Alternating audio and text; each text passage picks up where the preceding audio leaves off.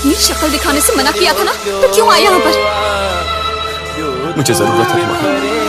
क्यों जरूरत है? नहीं जी सकता तुम्हारे बिना। मेरे साथ चलो, तुम्हें आना होगा। बहुत देर कर दी तुमने। मेरी जिंदगी पूरी तरह बदल चुकी है उस आदमी को देख कर।